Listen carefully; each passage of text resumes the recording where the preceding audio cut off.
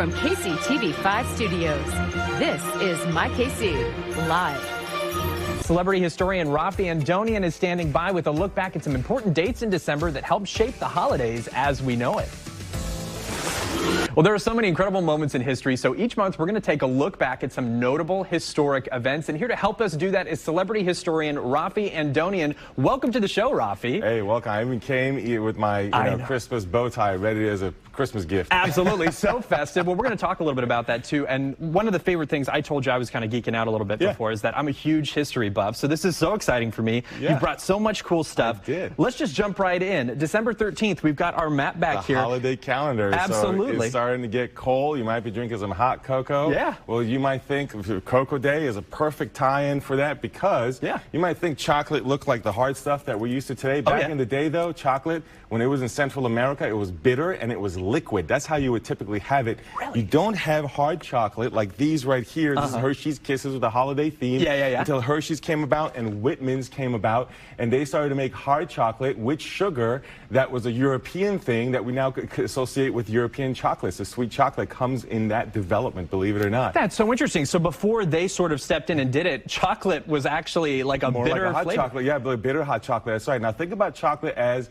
something that we often give as a gift, right? A box of chocolates I may give to you. So let's talk about regifting day on December 19th. Yes, now don't regift my chocolate. No, these are mine for right now. But the regifting thing, that's actually a Seinfeld thing. It is a Seinfeld thing in the 90s. The holiday started in the 2000s in an economic recession, so it made sense to regift. So I brought a couple of examples right here. The vase nobody knows what to do with, the copper that looks cool, but I don't even know what it is. I have no idea. Exactly. So these are the kinds of things that got regifted. But gifting goes back centuries. For example, indigenous peoples in Virginia were often exchanging gifts in hopes of having reciprocity and diplomacy. And here through the Kansas City area on the Missouri River, Lewis and Clark that came by, and they handed out those metal pieces that said peace and friendship from Thomas Jefferson as a diplomatic gesture, gifting the medal. There's a long history of gifting medals in Europe. So whether it's indigenous peoples that are exchanging for reciprocity or Europeans that are coming here and giving gifts for reciprocity diplomatically, we have done that for a long time. Think about even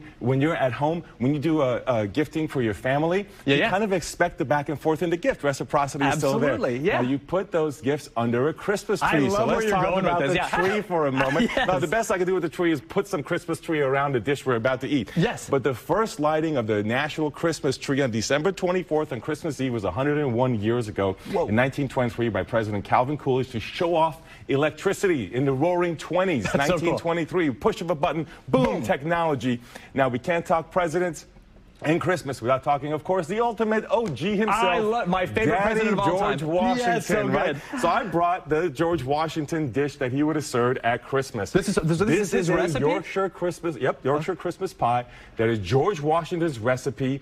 A lot of guests actually wrote about this. This is how you do this. You take a circle like this. Now, I wanted to say something. If you were at his home, this is what you might be eating, okay? Because there's a lot of letters and accounts about this. You get the gravy.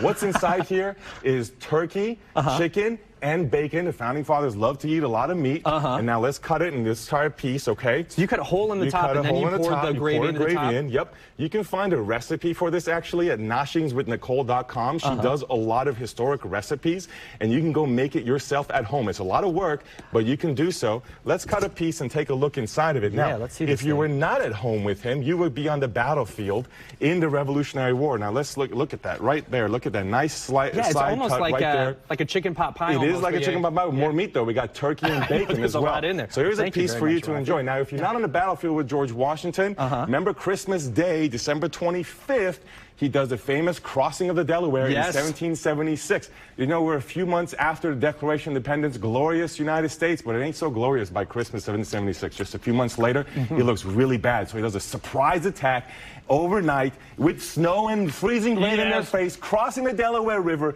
and achieves a victory against the English that turned the momentum of the revolution, at least for that time period. They would go through ups and downs subsequent, but it helped save the cause early on Christmas Day. So that's Christmas of George Washington, either in the battle battlefield or at home. How do you like that recipe right there? This is very good, actually, too. It's really good, isn't it? Now, finally, the Founding Fathers didn't just like meat and starch. They love that stuff, but they love sugar, too. Oh, yeah. They loved a lot of candy. Sugar was a big deal back in the day. You think about sugar, for example, spoonful of sugar makes the medicine go down. Absolutely. It was thought of as medicinal. And we still kind of think of it that way. Think about the gummies that have vitamins, or think about cough syrup that tastes kind of sweet, so you can take it down. We still kind of associate it that way. But the way we might think about it in the holidays is, of course, the candy cane. How about this sweet treat over here? It comes from Germany. And we were just talking about Christmas trees. Well, you know, you put ornaments on a Christmas tree. Comes from Germany. They used to put up apples, hence the colors red and green. I had no idea. It was a common thing in Germany to do. Well, this is German also, the candy cane, and it hangs nicely on the tree. Got the hook. Some people say it symbolizes the hook, like a shepherd, of course, from the stories of the Bible.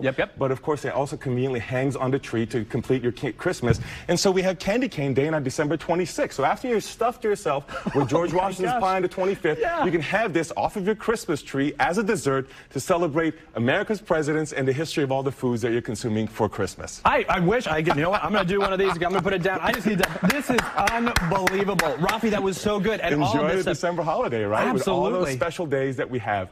And you can tie them all through history. And the stories interconnect to presidents, to food, to consumption, to culture, and a lot of surprising stories along the way. And especially around the holidays, too, it's fun to look back at all of this stuff to see how, like you said, how we got candy canes, how we got chocolate. That's right. And if we're stuffing our faces with George Washington's delicious pie there, too. And if you go on Mount Vernon's website, too, you'll also find a recipe on there. You'll find it at nothingwithnicole.com. And you'll also find it on mountvernon.org, which is George Washington's home, so you can go straight to the source.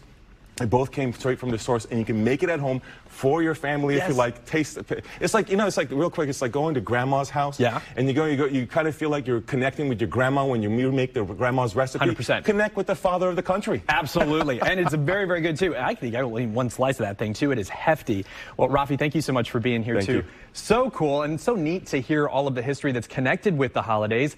And remember, you can hire this celebrity historian for a private tour for yourself or your group at raffisregulars.com, or follow his history adventures across the country on Instagram at celebrity_historian. We got more coming up here in a little bit. Don't go anywhere. My KC Live will be back in just a few minutes. I'm going to go in for another one.